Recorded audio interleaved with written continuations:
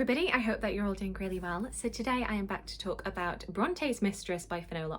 This is historical fiction. It was published in 2020 but taking place starting in 1843, where we meet Lydia Robinson, 43 years old, married to the Reverend Edmund Robinson and mother to 3 surviving daughters and 1 son. Unfortunately, at the point that we meet her, she has just come back from the funeral of her mother. She has also in the same year lost her youngest daughter. When she comes home from burying her mother, she encounters a new resident, a new employee at her home of Thorpe Green Hall, a new tutor for her son, who has been hired on the recommendation of his sister, who is the governess there. And you very quickly realise that the tutor and governess in question are none other than Branwell and Anne Bronte. Lydia Robinson has always had quite a contentious relationship with Anne. She's never really warmed to her, but she instantly feels a connection to Branwell, and especially in this period of mourning, and as she's finding herself more dissatisfied with her life, with her children, with her husband, she starts to find solace in Branwell. Unfortunately, a married woman of 43 years old, not only having an affair, but having an affair with an employee who is 18 years younger than her, this surely cannot go well. This book was born from the speculation about Branwell Bronte, his employment to the Robinson family and his subsequent leaving of that post, with his sister Anne leaving not long after him. Some speculate that he left due to drunkenness, while others have speculated that it was actually due to the discovery of an affair happening between Lydia Robinson, the wife, and Branwell himself. There is not a whole lot of actual primary evidence to go on this, but what is there is quite enticing. Lydia Robinson having suffered from quite a negative perception of her, especially after Elizabeth Gaskell described her as being, and I quote from the author note, bold and hardened, a profligate woman who attempted Branwell into the deep disgrace of deadly crime. And from reading the author note, it really seems like Finola Austen's aim with Bronte's Mistress was to kind of rehabilitate Lydia Robinson. Once again, from the author's note, most important, I learnt that no one else had written the novel I was aching to write. No one else had even suggested that the affair could have happened without Lydia being the adulterous monster Gaskell had made her out to be. And I will say, if that was the aim, the intention was to reinvent Lydia Robinson, reclaim her, make her more sympathetic, and make her a hero in her own right, then this book kind of failed at that for me. I would say Lydia Robinson, as she's presented in this book, is a complex character, an interesting character, but I don't leave this book seeing her as anything other than a villain. I feel like when I have heard people talk about this book, it's from this view of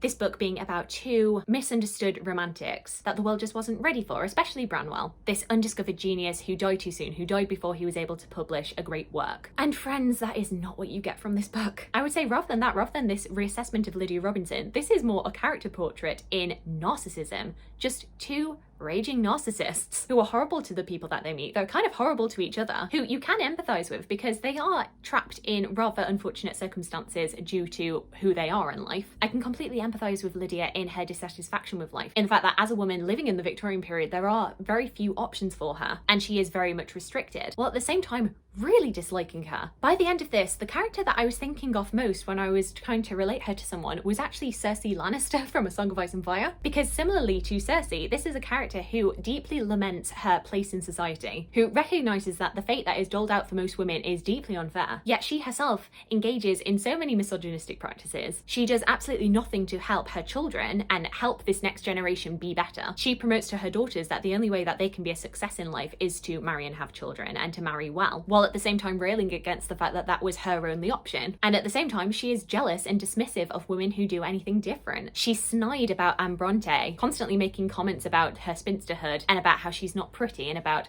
oh, does she think she's better than everybody else because she's read a few more books? While also at the same time contradicting this whole rant that she has against Anne for being too bookish. The main thing that she connects with Branwell over is her love of books and arts. In so many ways, this is a deeply hypocritical character. She's constantly criticising her daughters for their looks and for their not being very intelligent, while at the same time recognising that she has done absolutely nothing to help her daughters. And she also very much dislikes it when her mother-in-law criticises her daughter for these things. Through the course of this book, you're seeing as she constantly is isolating herself and dismissing any sort of affection and love that people have, anything that is really real. And yet by the end of it is surprised when she really has nobody. She's so dislikable that I often found it hard to understand why it was that people were drawn to her. You never really get a sense of why people are drawn to her. It it just kind of happens. We don't really get to see the beginning interactions between herself and Branwell. We just know that they have met several times and now there is this deep, unstoppable connection. They're suddenly in love despite the fact that we've never really seen them interact before they announce that they're in love with each other. We do get some more scenes with them and it's an interesting back and forth that they do have, but we've missed the whole beginning part because we basically end up being plunged into like the fourth conversation we've had without really seeing the first, second or third.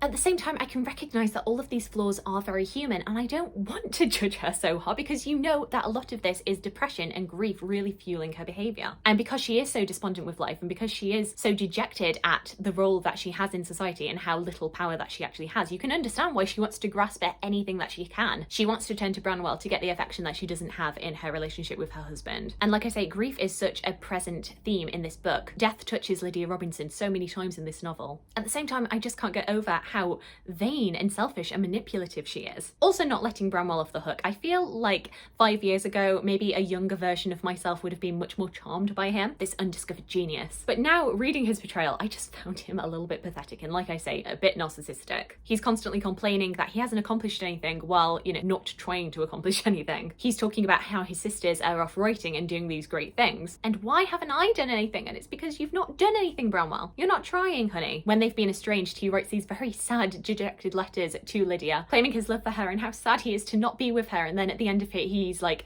here's a poem that I wrote about our love. And I don't know why, there's just a very cynical part of me that found that hysterical. Just him writing a letter and sending his sad boy poetry to her. That when she started to be a bit tired with him, I could understand why. It's an interesting book that, considering that we are looking at somebody who was allegedly a major part of a Bronte child's life, how little the Brontes actually do function within this story. You don't get much insight into the Bronte family through this book, and it'll be kind of disappointing to you if that's what you were looking for. Basically, by about halfway through this book, the Brontes in their presence are pretty much absent, and it just kind of feel like they are objects in Lydia's orbit, occasionally colliding with her, being an obstacle in her way, but we never get to delve into their interiority, into what they're thinking and their personalities, because Lydia doesn't really care to. And generally, for most characters in this book, she doesn't really care about them aside from how they can serve her. And then subsequently becomes very surprised when they decide that they don't want to be taken for granted anymore and leave her. Despite this, there are a lot of pleasing Bronte references that I think you'll have fun picking up in here. There are little references to the woman upstairs, one of Branwell's letters, and one of the things about the letters is they are completely fictionalized, with a line that says basically something like, whatever souls are made of, kind of a reference to Wuthering Heights. Lydia herself saying of women, we have just as much passion and as much heart, kind of harking back to a Jane Eyre line. I'm very glad that I read this book, but I do ultimately feel like if it was meant to be a redemption of Lydia Robinson, then it failed. But if you like complex, nasty characters, you want to spend a little bit of time inside somebody like that's head,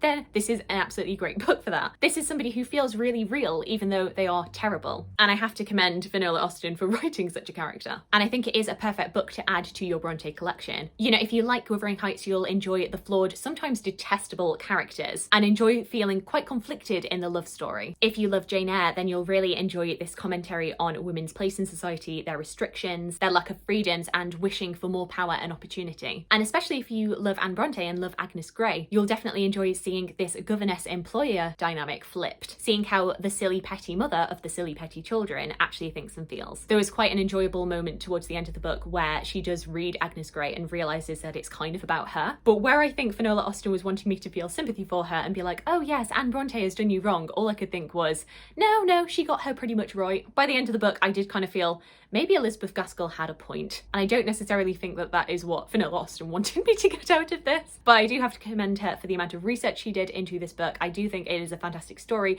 but maybe I got something different out of it than what she put into it. But definitely worth a read. So there we go. Those are all of my thoughts about Bronte's Mistress by Finola Austen. A mixed bag for me, but definitely a worthwhile read. Do let me know if you've read this book. Did you have different opinions to me? Or are you interested in reading this now that you've heard a little bit more about it? I would love to hear from you. I hope you're having a fantastic day, and I look forward to talking to you again soon. Thanks. Bye.